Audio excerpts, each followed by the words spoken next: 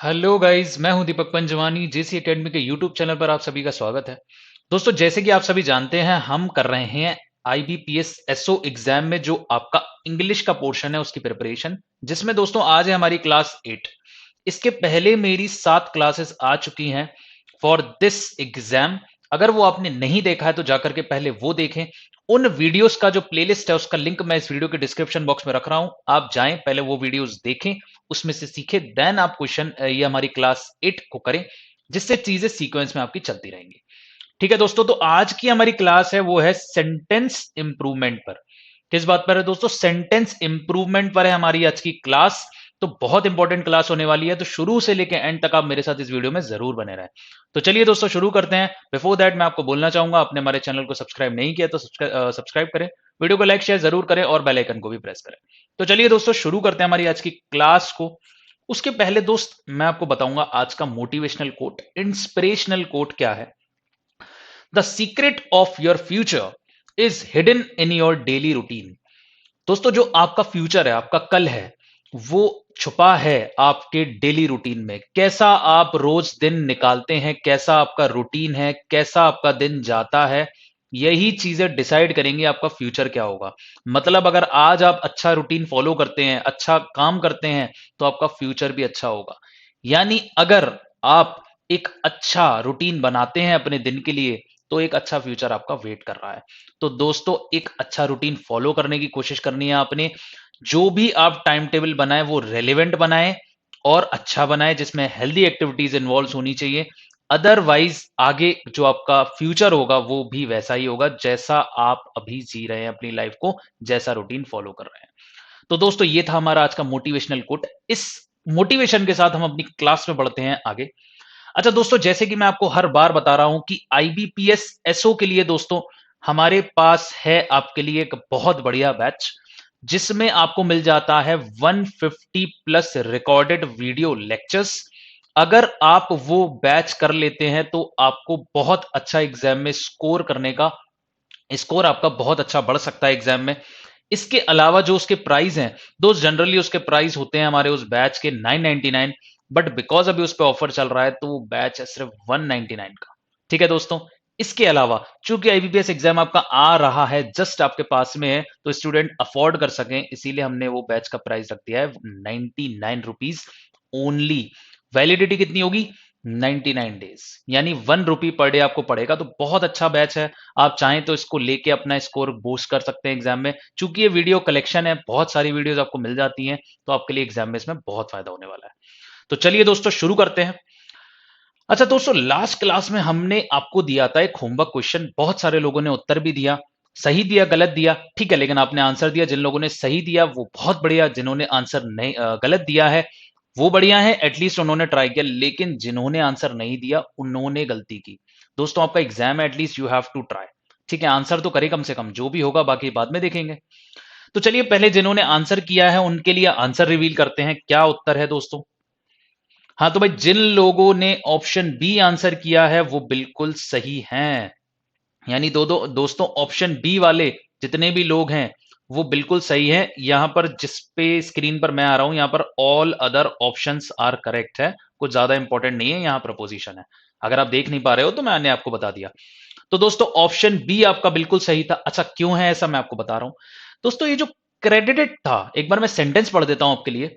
In another year a capital receipt was credited as the profit and loss account but shown as an extraordinary item। अच्छा दोस्तों, ये आपको ना इसमें बताना था एरर, कि भाई एरर कहां पर है। ये सेंटेंस आपको गिवन था, इसमें बताना था क्या आपको, एरर। चूंकि एरर की वीडियो थी हमारी। अब एरर में जो आपका बी ऑप्शन है ये बिल्कुल सही है। क्यों? क्योंकि ये जो आपका क्रेडिटेड होता है, ये जो आपका दोस्तों क्रेडिटेड होता है, ये अपने साथ जो प्रेपोजिशन लेता है वो एज नहीं लेता है। एज बिल्कुल नहीं लेता है। देखिए दोस्तों, मैंने यहां पर पूरा मेंशन किया है, ये अपने बाद प्रपोजिशन लेता है दोस्तों टू। और क्रेडिटेड के बाद हमेशा टू आता है। क्रेडिटेड का मतलब होता है क्रेडिट देना किसी भी चीज को, किसी भी चीज का क्रेडिट देने को बोलते हैं क्रेडिटेड। चूंकि ये यहां पर V3 फॉर्म में है इसीलिए इसमें ईडी लगा हुआ है।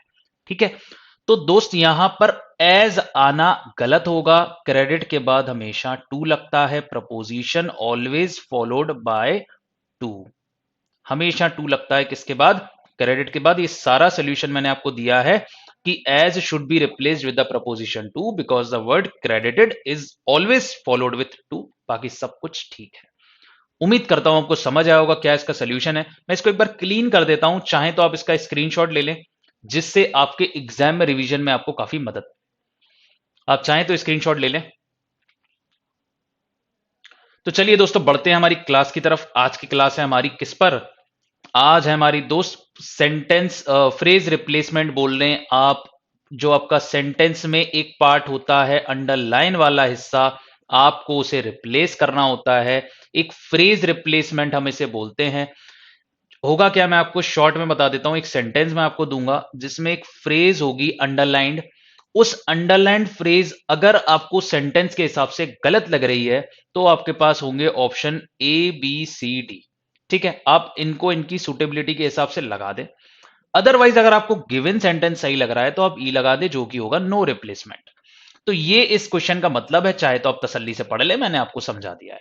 ठीक है, अगर आपको सही लगता है तो no correction required as the answer आपका हो जाएगा।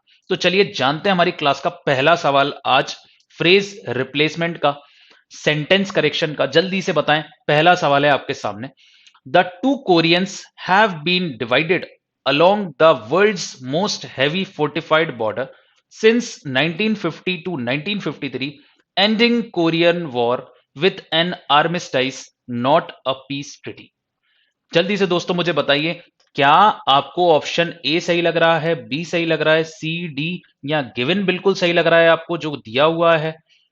तो दोस्तों आप ऑप्शन ई चुन सकते हैं। 10 सेकंड जैसे कि मैं आपको हर बार देता हूं, इस बार भी दूंगा। जल्दी से आप मुझे उत्तर बताएं, क्या होगा, क्या आंसर होगा? जल्दी से दोस्तों,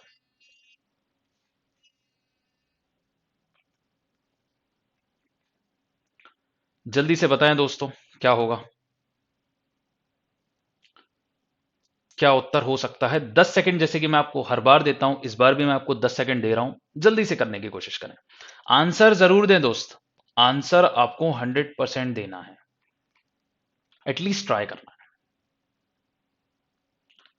जल्दी से बताएंगे, फिर मैं आंसर रिवील करूंगा और फिर हम समझेंगे कि भाई क्या आंसर क्यों है, हमारा जो सोल्यूशन है, जो आंसर है हमारा, ये क्यों है। इसका सोल्यूशन बहुत अच्छे से जानेंगे।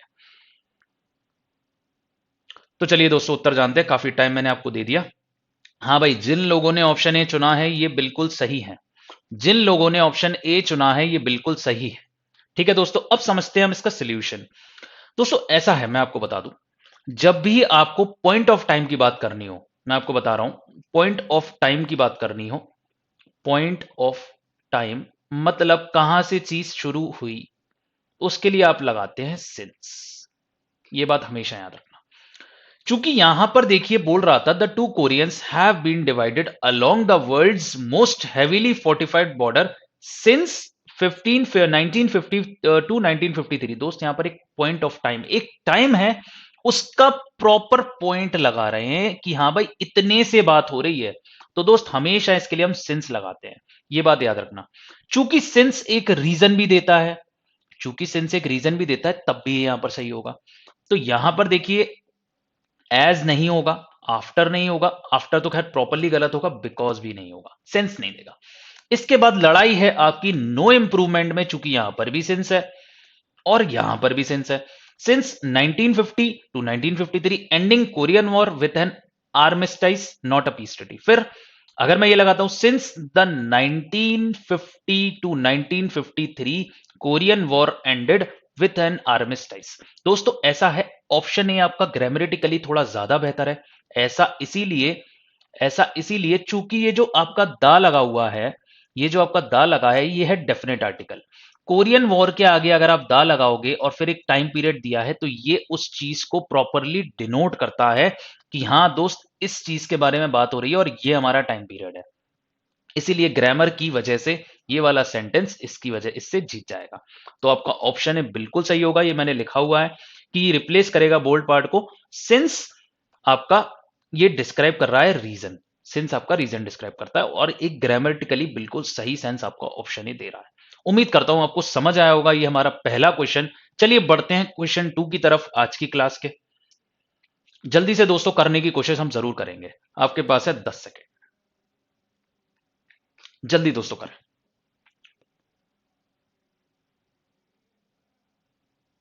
जल्दी से दोस्तों करने की हम कोशिश करेंगे। क्या उत्तर हमारा होगा?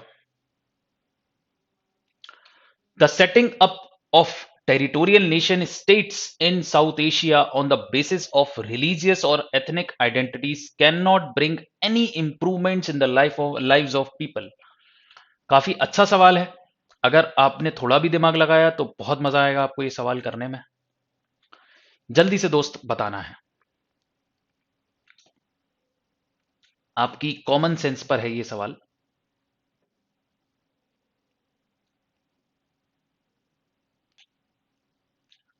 जल्दी से दोस्त,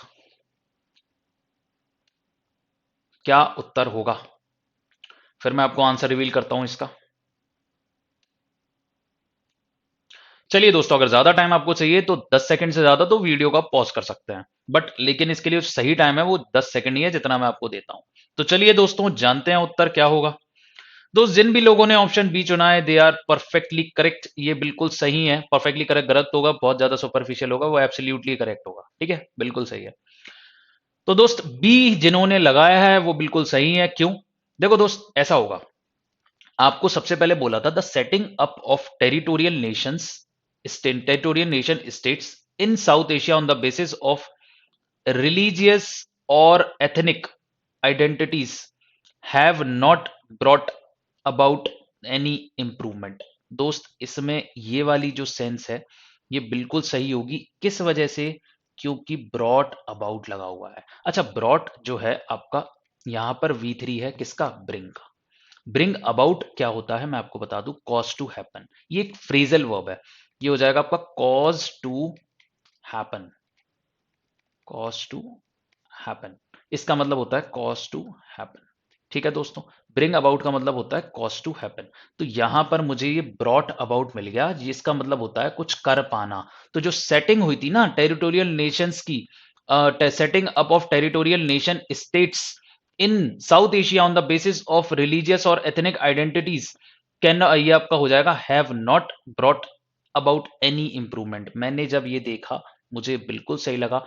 तो ये जो आपका ऑप्शन होगा बिल्कुल सही होगा, डिड नॉट गलत होगा। यहाँ पर है, ये आपका ब्रॉट अबाउट की वजह से इस सेंटेंस को मैं ले रहा हूं। बाकी मैंने कोई भी ऑप्शन देखना भी नहीं है, क्योंकि एक चेंज लाना है। ब्रिंग अबाउट का मतलब होता है कॉज टू हैपन। तो दोस्त, ये जो आपका ऑप्शन होगा ये बिल्कुल सही होगा। अच्छा, एक बात, इस ये सेंटेंस आपका पेपर में आया हुआ है, एग्जाम में पूछा गया सवाल है, इसीलिए मैंने इसको लिया है। ये प्रॉपर प्रीवियस ईयर बेस्ड सवाल है। क्या है? प्रीवियस ईयर सवाल है। मैंने इसको सिर्फ आपके लिए इसीलिए लेके आया हूं जिससे आपको अंदाजा लग जाए दोस्त कि एग्जाम में कैसे सवाल पूछे जाते हैं। उम्मीद करता हूं आपको समझ आया होगा क्या इसका आंसर होगा। ठीक है, आंसर इसका ऑप्शन नंबर सेकंड हो जाएगा। जिन्होंने बी दिया है वो बिल्कुल सही है, और ये सवाल प्रीवियस ईयर पूछा गया सवाल है। ठीक है दोस्त, गलत तो मुझे ये सवाल लग रहा था, मुझे हैज लग रहा था यहाँ पर, लेकिन चूंकि ब्रिंग अबाउट की जगह ब्रॉट अबाउट की वजह से ये आंसर हो रहा है, तो फिर आपको ये लगाना पड़ेगा। कहीं ना कहीं इसमें आपको थोड़ा अपने आप को सेटिस्फाई करना पड़ेगा। तो चलिए दोस्त, बढ़ते हैं हम क्वेश्चन 2 की बात क्वेश्चन 3 की तरफ। The annual the annual elections to choose 5 new non-permanent members of the UN Security Council produced both the expected and the near pre-posteriors। अब आपको दोस्त मुझे बताना है क्या उत्तर होगा। क्या उत्तर होगा? Option number A, B, C, D या ई। जल्दी से आपने मुझे बताना है कौन सा ऑप्शन आपका उत्तर होगा। जल्दी से मुझे बताने की कोशिश करें दोस्त। आपके सामने हैं 10 सेकंड। क्या उत्तर होगा? The annual elections to choose 5 new non-permanent members of the UN Security Council produced both the expected and the near pre-posteriors। ज्यादा दिमाग नहीं लगाना है, जल्दी से करना है बस।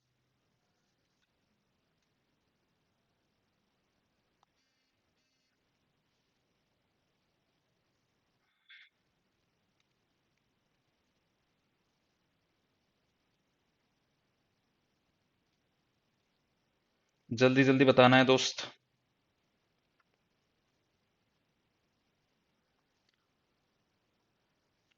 चलिए दोस्त करते हैं, बहुत समय आपको मिल गया, पहले उत्तर जान लेते हैं क्या है। हाँ भाई, जिन लोगों ने ई चुना था वो बिल्कुल सही है।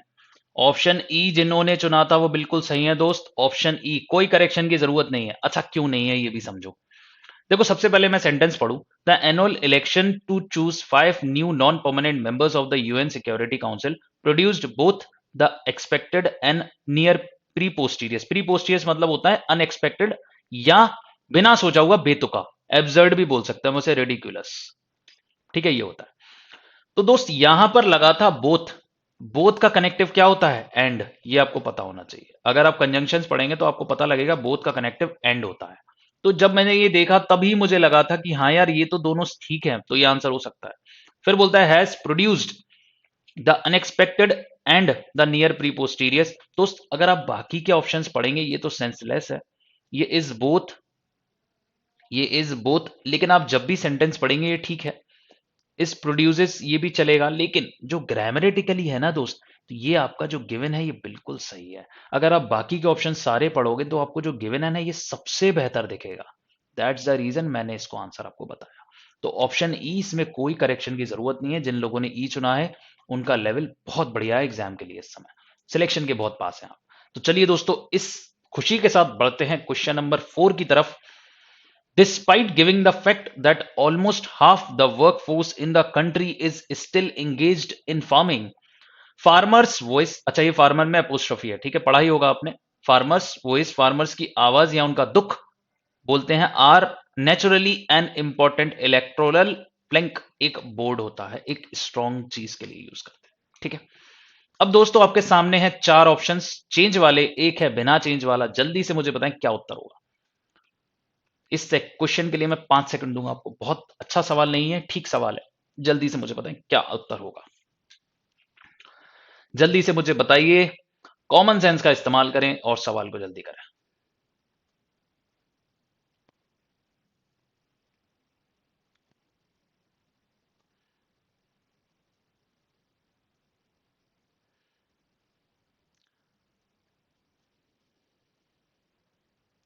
चलिए दोस्तों जानते हैं उत्तर क्या है, ज्यादा समय दे दिया।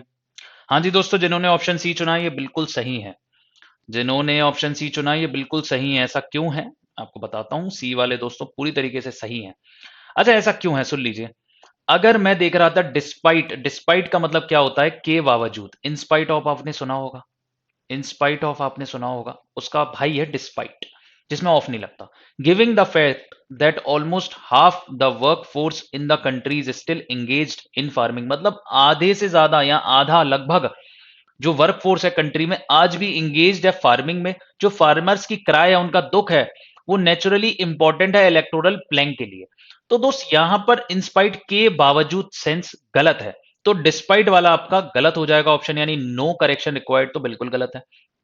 इसके बाद देखिए the there is a fact. अच्छा एक बात, जब मैं ये पढ़ रहा था मैंने देखा हाफ था, तो दोस्त ये हाफ अपने बाद ऑफ लेगा ही लेगा, ये बात याद रखना। Half of the work force होगा, ये नहीं हो सकता कि हाफ द आ जाए डायरेक्ट, गलत होगा। हाफ अपने बाद ऑफ लेगा ही लेगा, तो जहां जहां ऑफ नहीं है उन्हें उड़ा दो आप। ये गलत है, ये गलत है। इसके बाद सी और डी बचता है। अब मैं सी और डी को पुट करता हूं। पहला देखता हूं मैं, given the fact that almost half of the workforce, मुझे सही लगा ये बिल्कुल। इसको देखते हैं, the fact that states that, ये दोस्त गलत है। क्यों? क्योंकि ये होना चाहिए the fact states that, states that, ये आपका दोस्त होना चाहिए। दैट स्टेट्स नहीं होगा, क्योंकि वो उस फैक्ट के बारे में बात कर रहे हैं, वो उसे स्टेट कर रहा है, फैक्ट को वो स्टेट कर रहा है। और फिर आता दैट आपका, जो कि ये आपका ये कनेक्ट करता सेंटेंस को आगे जाकर के, तो ये सेंटेंस को यहां पर कनेक्ट नहीं करेगा, ये कनेक्ट करना था इसको। तो यहां पर ये गलती थी, इसीलिए ऑप्शन डी भी आपका गलत हो जाएगा। बेहतर सबसे आपका ऑप्शन सी है, ग्रामेटिकली भी सही है और सेंस भी दे रहा है। Given the fact that almost half of the workforce in the country is still engaged in farming, farmers' voice are naturally an important electoral plank। उम्मीद करता हूं आपको समझ आया होगा क्वेश्चन नंबर 4 आज की क्लास का। तो चलिए दोस्त बढ़ते हैं क्वेश्चन नंबर 5 की तरफ। जल्दी से करने की कोशिश करेंगे। क्या है हमारी आज के क्लास का क्वेश्चन 5? जल्दी से बताएंगे दोस्त, मजा आएगा आपको ये सवाल करने में, बढ़िया सवाल है। Tagore's view on nationalism as expressed in his speeches in the US in 1960 and in China in 1924 as well, were severely criticizing by both these countries, although they are appreciated by Albert Einstein and Roman Ronald. जल्दी से मुझे बताइए कौन सा option आपको बेहतर लग रहा है, ए बी सी डी में से, otherwise you can also choose option E which is no correction required. जल्दी से दोस्तों बताइए क्या उत्तर होगा,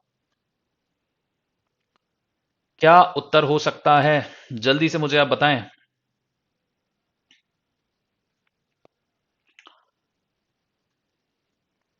जल्दी से दोस्त, चलिए उत्तर जाने दोस्त। चलिए, हाँ भाई, जिन लोगों ने ऑप्शन बी लगाया ये बिल्कुल सही है। अच्छा, जब आप ये सेंटेंस पढ़ रहे होगे तब आपको, मैं समझता हूं इतनी समझ तो होनी चाहिए कि सेंटेंस एक्टिव में था कि सेंटेंस पैसिव में था, इतनी तो दोस्तों समझ आपके अंदर होनी चाहिए। ठीक है दोस्तों, सेंटेंस जो था वो था आपका पैसिव फॉर्म में। सेंटेंस जो था वो आपका पैसिव फॉर्म में था क्योंकि यहां पर देखिए बाय लगा रखा है हर जगह, तो सेंटेंस बाय मतलब किसी के द्वारा। तो यहां पर देख लो, सबसे पहले तो लास्ट में जो करेक्ट भी नहीं करना उसमें बाय लगाया है, इससे आपको पता चल जाता है कि सेंटेंस जो है वो आपका पैसिव में है। एक बात तय रही। दूसरी चीज, जब मैं यहां आया तो मैंने देखा टैगोर के जो व्यू थे नेशनलिज्म में, as expressed in his speech, जो उनकी स्पीच में एक्सप्रेस्ड होते थे, चाहे वो यूएस में हो 1916 में, चाहे वो चाइना में हो 1924 में। अच्छा, यहां पर था व्यूज। व्यूज क्या है दोस्त, व्यूज क्या है, प्लूरल, ये तो पता होगा। अब इसके लिए आप वर्ब जो लगाओगे वरित तो लगाओगे, वॉस तो नहीं लगा सकते, एक ऑप्शन गया, एक ऑप्शन गया, वॉस तो नहीं लगा सकते। अच्छा, दूसरी बात, हैड बीन होता है पास्ट का पास्ट, अगर आप पैसिव में जाओगे तो हैड बीन होता है पास्ट का पास्ट, लेकिन मुझे चाहिए सिंपल पास्ट, तो मेरा वर से काम बन जाएगा, वॉस तो मुझे वैसे भी नहीं चाहिए, तो हैड बीन भी जाएगा। एक बात। अच्छा, दूसरा, इसमें लिखा था एज वेल, वर बिल्कुल सेंसलेस है, तो न करेक्शन तो आपका ग्रामेटिकली गलत हो जाएगा। ऑप्शन एलिमिनेट हो गए मेरे तीन। अब कौन से बच गए, ऑप्शन ये वाला बच गया हमारा सेकंड वाला, ऑप्शन डी बच गया, दो ऑप्शंस मेरे बच गए। पढ़ के देख लेते हैं। अब यहां देखो, जब मैं डी देख रहा था, वर क्रिटिसाइजिंग सेवरली, दोस्त अगर आप सेंटेंस पैसिव में लोगे ना तो वर के बाद V3 आएगी। V4 क्यों लगा रहे हो, V4 होता है वर्ब की फर्स्ट फॉर्म प्लस ING, गलत होगा, सेंसलेस होगा, गलत होगा, सेंसलेस होगा आपका, severely criticised in both these as well. As well पहले नहीं आएगा, एज वेल बाद में आएगा, आपका पहले नहीं आ सकता, इसीलिए आपका ऑप्शन जो नो करेक्शन रिक्वायर्ड गलत था, सिर्फ आपका ऑप्शन भी परफेक्टली सही होगा। उम्मीद करता हूं ऑप्शन एलिमिनेशन मेथड से आप ये सवाल समझ पाए होंगे और जो बेहतर है ग्रामेटिकली वो भी आप समझ पाओगे। तो चलिए दोस्तों, बढ़ते हैं क्वेश्चन नंबर 6 की तरफ आज की क्लास के। अच्छा दोस्तों, 6 क्वेश्चन के जाने से पहले मैं आपको बोलना चाहूंगा, जेसी एकेडमी की मॉक टेस्ट सीरीज आप ले सकते हैं। क्या फायदा होता है इससे दोस्त, बहुत सारे मॉक्स आपको मिल जाते हैं, क्योंकि एग्जाम क्लियर करना है तो मॉक्स बहुत इंपॉर्टेंट है। अच्छा, जेसी एकेडमी की जो टेस्ट सीरीज है वो बहुत ज्यादा कॉस्टली नहीं है, इसकी सिर्फ 199 में मिल जाती है आपको 6 मंथ्स का सब्सक्रिप्शन, इसके बाद 365 में मिल जाता है आपको 1 ईयर का सब्सक्रिप्शन। अच्छा, अगर आपने कोई टेस्ट सीरीज ले रखी है तो आप तब भी इसको परचेस करें, क्यों, क्योंकि उन मॉक टेस्ट सीरीज को ये पूरी तरीके से कॉम्प्लीमेंट करेगा, उन्हें पूरा करेगा। एक बात, दूसरी बात, मैं आपको बोलूंगा 2 से 3 लोग मिलकर एक टेस्ट सीरीज खरीदो। इससे क्या फायदा होगा दोस्त, इससे देखो, मैं अपने फायदे की बात नहीं कर रहा, मैं ना जेसी एकेडमी यूट्यूब चैनल के फायदे की बात कर रहा हूं, मैं आपके फायदे की बात कर रहा हूं। 2-3 लोग मिलकर ले लें उस टेस्ट सीरीज को, इतने टेस्ट हैं आप अकेले नहीं लगा सकते, 2 लोग मिलकर लगाएं, 3 लोग मिलकर लगाएं, जब आपका सिलेक्शन हो जाए ये टेस्ट सीरीज किसी और को दे दें, तो फायदा बहुत सारे लोगों का होगा सिर्फ एक टेस्ट सीरीज में। तो दोस्त परचेस करें, क्योंकि बिना मॉक के आप समझ लीजिए सिलेक्शन में आपको काफी दिक्कत आ सकती है, इसीलिए टेस्ट सीरीज जरूर लें। लिंक मैं इसका वीडियो के डिस्क्रिप्शन बॉक्स में रख रहा हूं, आप जाकर के जरूर एक बार चेकआउट करें। तो चलिए बढ़ते हैं आज की क्लास का question number 6। Gandhi's non-violent methods envisage that nature ought to be handled in a mild manner, much against modern technologies onslaught on nature to help technology achieve its goal। बहुत बढ़िया सवाल है, आपके पास हैं 5 ऑप्शंस, चुनिए कौन सा उत्तर होगा। 10 सेकंड दोस्तों मैंने आपको दिए, जल्दी से करिए। क्या उत्तर दोस्तों होगा क्वेश्चन नंबर 6 आज की क्लास का, गांधीज नॉन वायलेंट मेथड, क्या आएगा?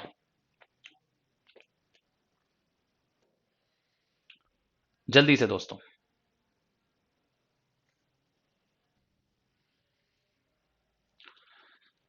जल्दी जल्दी करने की कोशिश करेंगे दोस्तों तो फायदे में रहेंगे हम सभी। चलिए दोस्तों उत्तर जानते हैं। अगर आपको समय कम लग रहा है 10 सेकेंड, तो दोस्त आप वीडियो को पॉज करके और फिर सवाल करें तो बेहतर होगा, अगर आपको ज्यादा समय चाहिए तो, क्योंकि मैं एक लिमिटेड टाइम ही आपको दे सकता हूं। हाँ दोस्तों, जिन्होंने ई चुना था वो बिल्कुल सही है, अनएक्सपेक्टेड।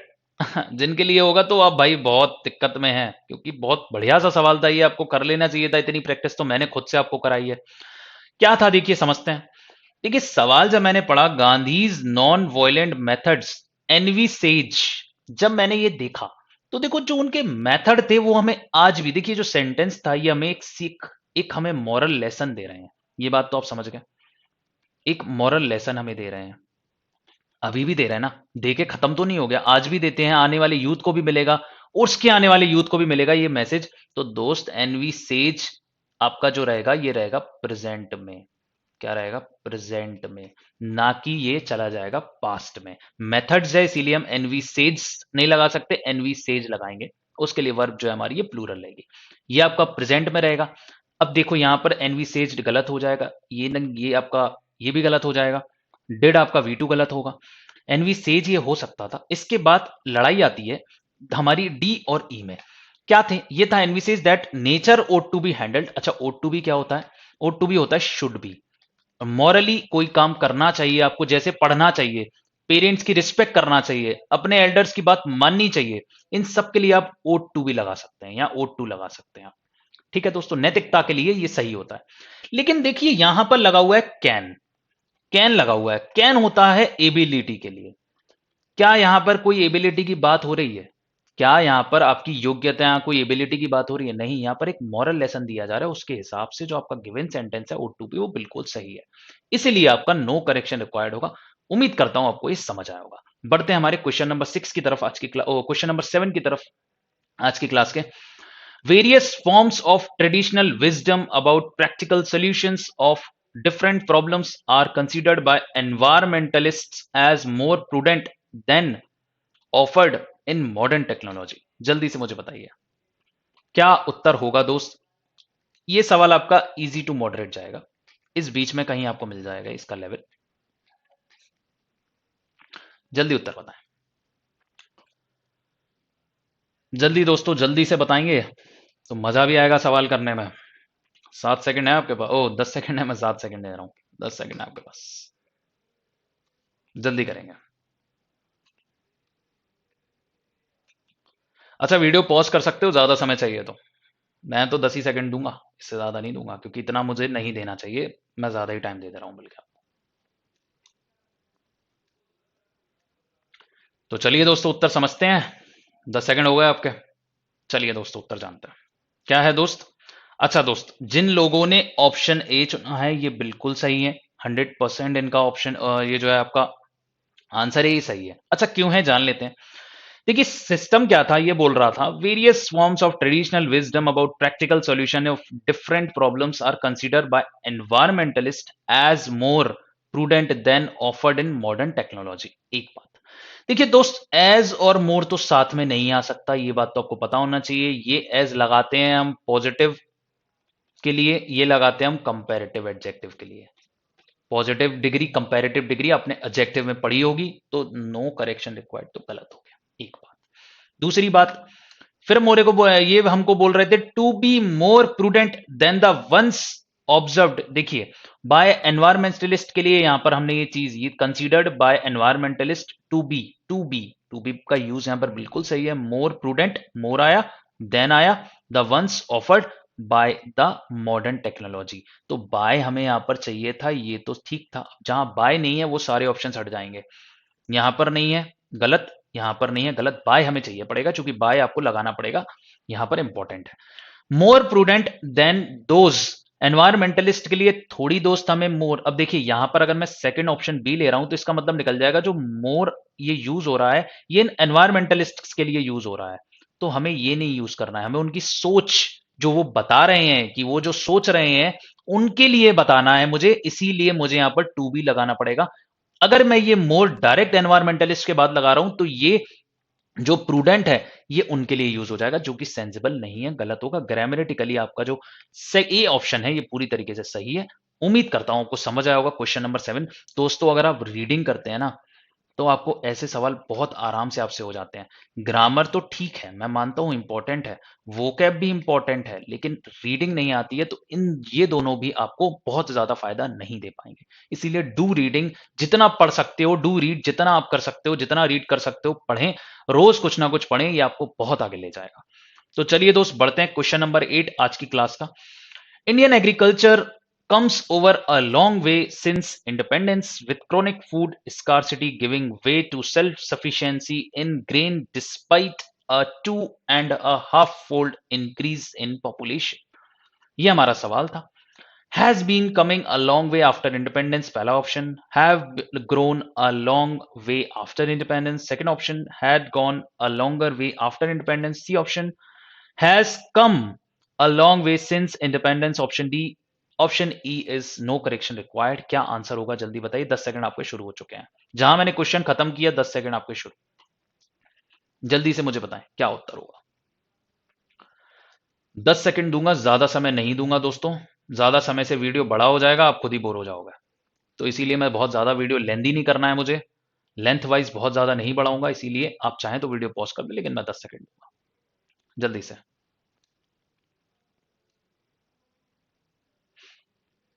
जल्दी बताइए दोस्तों क्या उत्तर होगा। ग्रामर बेस्ड है क्वेश्चन, इतना हेल्प दे रहा हूं। ग्रामर बेस्ड है, टेंस पर डिपेंड है। और सुन लीजिए, इतना हेल्प कर दिया, अब तो बताओ। चलिए दोस्तों उत्तर जानते हैं, बहुत समय मिल गया आपको इस बीच। हाँ भाई, जिन लोगों का ऑप्शन डी जिन्होंने चुना है ये बिल्कुल सही है। ऑप्शन डी बिल्कुल सही है, क्यों जान लेते हैं। दोस्त जब मैंने ये पढ़ा इंडियन एग्रीकल्चर, तो मुझे इतना पता था कि जो भी वर्ब लगाओगे आप, यहां पर हैज लगाओगे या हैव लगाओगे, वो तो सिंगुलर रहने वाली है, तो सिंगुलर रही थी, ये हैव तो नहीं आ सकता। अच्छा सिंस लगा था, सिंस लगा था तो मुझे पता था हैज हैव आएगा, क्योंकि आपका सेंटेंस परफेक्ट में जाएगा, परफेक्ट कंटिन्यूअस में जाएगा ही जाएगा। एक बात।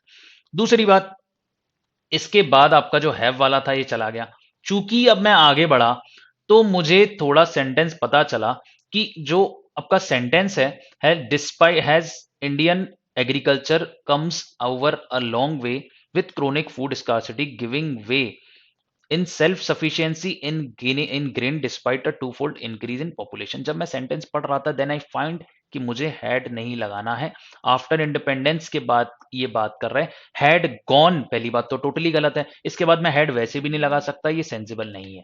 एक बात। दूसरी बात, अब लड़ाई है हैज बीन में। अच्छा नो करेक्शन रिक्वायर्ड तो गलत हो जाएगा, क्योंकि मुझे हैव एज लगाना है। ये बात तो समझ गए आप, क्योंकि सेंटेंस है आपका पॉइंट ऑफ टाइम का। पॉइंट ऑफ टाइम मतलब सिंस, अभी बताया था थोड़ी देर पहले मैंने वीडियो में। तो सिंस अपने साथ या तो हैज लेगा या हैव लेगा ही लेगा, चूंकि ये आपका परफेक्ट कंटिन्यूअस में जाएगा। इसके बाद चूंकि अब हमारी लड़ाई है इसमें, ये गलत हो गया। अब आपकी लड़ाई है ए और डी में, ठीक है। क्योंकि दोस्त काम हो चुका है, had come a long way since independence. एक बात, मुझे पॉइंट ऑफ टाइम बताना है ना। चलो हैज बीन भी ले लेता मैं, चलो तुम्हारी बात काम जारी है, पीछे से शुरू हुआ था अभी भी चल रहा है, ये हमारा परफेक्ट कंटिन्यूअस टेंस होता है, मान लिया, ठीक है जो भी है, मुझे उससे फर्क नहीं पड़ता। मुझे दोस्त पॉइंट ऑफ टाइम का सेंस देना था, मुझे सिंस तो चाहिए ही पड़ेगा, सिंस इसमें है नहीं, इसमें है, इसीलिए डी लगाया, मैं आगे बढ़ गया। क्यों मैं दिमाग लगाऊं ज्यादा। तो ऑप्शन डी आपका ग्रामेटिकली बिल्कुल सही होगा। जिनका डी था, किसी कारणवश तुक्का नहीं मारने के अलावा अगर आपको थोड़ी सी भी सेंस पता थी तो बिल्कुल सही थे। उम्मीद करता हूं आप सभी को यह सवाल समझ आया होगा। बढ़ते हैं हमारे क्वेश्चन नंबर 9 की तरफ आज के क्लास के। हाँ भाई क्या है। North Korea is believed to be developing an intercontinental ballistic missile ICBM capable of carrying a nuclear warhead and reaching mainland US United states. आप बताइए मुझे क्या आएगा इसकी जगह, इन चारों में से अदरवाइज जो गिवन है वो बिल्कुल सही है। जल्दी दोस्तों बताएं क्या उत्तर होगा। जल्दी से दोस्तों बताना पड़ेगा, बिना बताए आप काम नहीं चलेगा। जल्दी से दोस्त।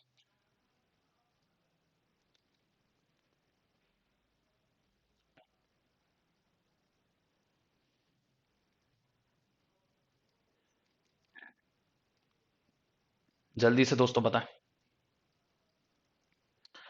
तो चलिए दोस्तों 10 सेकंड जैसे मैंने आपको दिए थे, अब वो आपके समाप्त हो रहे हैं। तो हम पहले उत्तर जान लेते हैं क्या है। उत्तर है दोस्त आपका क्वेश्चन नंबर 9 का ऑप्शन ई। तो भाई जिन लोगों ने ऑप्शन ई चुना है, जिनको दिख गया था इसमें कोई गलती नहीं है, वो बिल्कुल सही है। ऑप्शन ई वाले सारे लोग सही हैं। आज मैंने बहुत सारे क्वेश्चन ऑप्शन ई पे लिए थे, क्यों? क्योंकि लोग इसको अवॉइड करते हैं, जो कि गलत है दोस्त। अवॉइड नहीं करिए, 20% प्रोबेबिलिटी है इसके आंसर होने की भी। ठीक है, तो नो करेक्शन रिक्वायर्ड इसका उत्तर था। क्यों था जान लेते हैं। बोल रहा था North Korea is believed to be developing an intercontinental ballistic missile ICBM capable of carrying a nuclear warhead and reaching mainland US. ठीक है, ये हमारा सवाल था। अब दोस्त जब मैं यहां पर इंटरकॉन्टिनेंटल बैलिस्टिक मिसाइल की बात कर रहा हूं, तो मैं केपेबिलिटी उसके बाद लगाऊंगा ना डायरेक्ट। यहां पर बहुत सारे बोलेंगे capable of carrying, capable which is, क्यों लगाऊं मैं ये विच? क्यों फालतू की जो रिडंडेंसी है इसमें सेंटेंस में लेके आऊं? ग्रामर कहती है कम से कम शब्दों में बढ़िया सी बात बोल दो आप। तो यहां पर मैं विच क्यों यूज करूं? विच यहां पर एक्स्ट्रा हो जाएगा, which is capable of carrying a nuclear war, जो भी था। लेकिन यहां पर मुझे वो डायरेक्ट केपेबिलिटी यूज करनी थी, वो मैंने इसके लिए कर दी, हमारा काम हो गया। तो पहला ऑप्शन रिडंडेंसी की वजह से चला गया। दूसरा दोस्त जो आपका केपेबल है, मैं केपेबिलिटी तो शो कर रहा ना, उसके बाद हमेशा आप ऑफ लगा रहे हो, ये लगता है प्रपोजिशन तय है केपेबल के बाद। इसके बाद जो प्रपोजिशन है, प्रपोजिशन के बाद हमेशा जो भी वर्ब लगती है वो आईएनजी फॉर्म में लगती है। तो यानी V1 प्लस आईएनजी फॉर्म, यानी यहां पर देखो इन्होंने कैरी प्लस आईएनजी यानी कैरिंग लगाया, तो ये वाले कैरिंग वाले तो सही होंगे। इसके बाद सुन लीजिए मेरी बात, तो आपका ये गलत हो गया। दैट इज दोस्त, मैं वैसे भी मैंने आपको बताया मैं विच इज नहीं लगा रहा हूं, तो दैट इज क्यों लगाऊंगा? इसके बाद यहां पर कैन कैरी था, नहीं चाहिए मुझे, कैरिंग चाहिए था। Capable of carrying out a nuclear war, दोस्त कैरिंग आउट नहीं होगा, सिंपल कैरिंग ही सही है। Capable of carrying a nuclear warhead, carry करके ले जाएगा, कैरी आउट तो होता है कोई चीज एग्जीक्यूट करना, कर पाना। यहां पर केपेबल ऑफ कैरिंग लाद के ले जाना अ nuclear warhead and reaching mainland US. तो आपका जो नो ऑप्शन रिक्वायर्ड है जो गिवन है, ये एब्सोल्युटली करेक्ट है। ग्रामेटिकली, ग्रामेटिकली आपका बिल्कुल सही है। उम्मीद करता हूं आपको ये समझ आया होगा। इसमें दो चार चीजें थी, ज्यादा कुछ था नहीं। अगर आप थोड़ा भी अपना दिमाग लगाएंगे तो ये सवाल करने में आपको आसानी होगी। तो चलिए दोस्त बढ़ते हैं हमारी आज की क्लास के आखिरी क्वेश्चन की तरफ। क्वेश्चन नंबर 10, थोड़ा जल्दी करेंगे कम से कम इस सवाल को, तो आखिरी सवाल है। The dramatic decision by Saudi Arabia, the UAE यानी United Arab Emirates, Bahrain, Egypt and Yemen of suspending diplomatic ties to Qatar could have far reaching economic and geopolitical consequences। 10 second दूंगा, ज्यादा टाइम नहीं दूंगा। Easy सवाल है, आपके exam के हिसाब से इजी सवाल है, जल्दी बताइए दोस्त। फिर मैं इसमें बताऊंगा आपको ऑप्शन एलिमिनेशन मेथड, जिससे आपको फायदा होगा। जल्दी दोस्त बताएं क्या उत्तर होगा। जल्दी से दोस्तों बताएं क्या उत्तर होगा।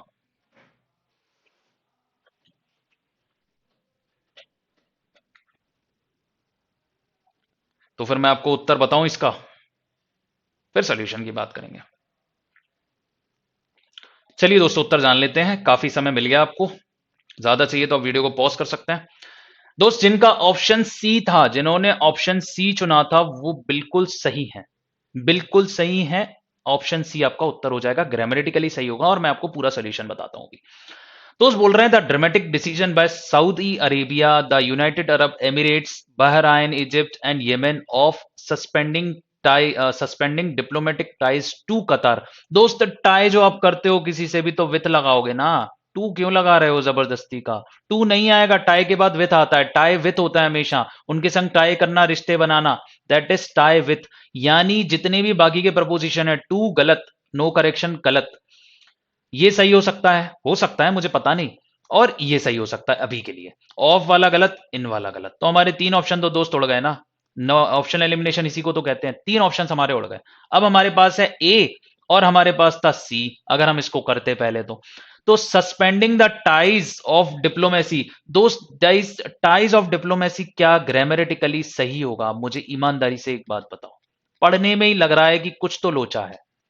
और यहां पर देखो to suspend diplomatic ties with, कितना सुनने में सही भी लग रहा है, और सुनने ना सुनने से कोई मतलब नहीं है, ग्रामेटिकली सही है दोस्त। हमें ग्रामर को फॉलो करना है और ग्रामेटिकली बिल्कुल सही है, और हमें विथ चाहिए था, विथ भी है। तो उम्मीद करता हूं आपको समझ में आएगा और ये पता लगेगा कि ग्रामर का कितना रोल है, और रीडिंग कितना जरूरी है। अगर आप कोई भी एग्जाम को प्रिपेयर कर रहे हो तो रीडिंग कितना इंपॉर्टेंट है ये आपको यहां से पता चला होगा। तो दोस्त उम्मीद करता हूं इस वीडियो में मैं आपको समझा पाया हूंगा। ये हमारा लास्ट सेंटेंस था, इसके बाद हम होमवर्क क्वेश्चन भी देखेंगे। इस वीडियो में मैंने काफी कोशिश करी आपको हर एक चीज काफी डिटेल में देने की, शॉर्ट ट्रिक्स, ऑप्शन एलिमिनेशन, सब कुछ बताने की। तो उम्मीद करता हूं आपको वीडियो पसंद आई होगी। तो चलिए दोस्त बढ़ते हैं हमारे क्वेश्चन, आज के होमवर्क क्वेश्चन की तरफ। ये होमवर्क क्वेश्चन है दोस्त, आपको एरर बताना है हमारे इस सेंटेंस में कि ए वाले हिस्से में एरर है, बी में एरर है, सी में एरर है, यहां डी में एरर है दोस्त, यहां ई है। अगर नो एरर आपको लग रहा है कि भाई गिवन सेंटेंस बिल्कुल सही है तो दोस्त लगाइए नो एरर। ठीक है, इसका जो सोल्यूशन है मैं आपको दूंगा नेक्स्ट वीडियो में, लेकिन आप मुझे इसका आंसर जरूर करें इस वीडियो के कमेंट सेक्शन में, फिर हम इसको अच्छे से डिस्कस करेंगे हमारी नेक्स्ट वीडियो में। तो चलिए दोस्त मिलते हैं हमारी नेक्स्ट वीडियो में, तब तक के लिए thank you, bye bye, have a nice day. पढ़ाई करते रहिए, मॉक टेस्ट देते रहिए दोस्त, मैंने आपको सारी चीजें डिटेल में बताई है। हमारी जो नेक्स्ट वीडियो होगी एक बेहतरीन टॉपिक पर होगी, उस वीडियो में मिलते हैं, तब तक के लिए thank you, bye bye, have a nice day.